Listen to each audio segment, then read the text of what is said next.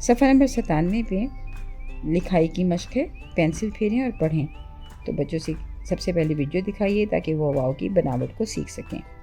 उसके बाद उनसे कहिए कि पेंसिल को नुक्ता आगाज़ पे रखें, तीर के साथ साथ लिखें ये है वाव।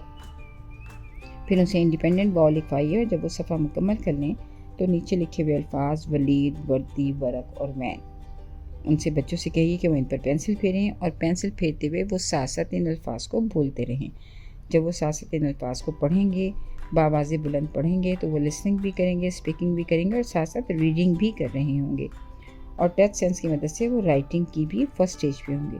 तो इस तरह आगे जाकर उनको इन अल्फाज को लिखने में आसानी होगी और ये सरगर्मी उनकी लिखाई की एक मजबूत बुनियाद फराहम करेगी। शुक्रिया। बच्चों को हर्फ वाव की दुरुस्त अंदाज से बनावट, नज़म, छोटा सा एक दायरा और कमर मुड़ी हुई गाकर सिखाएं।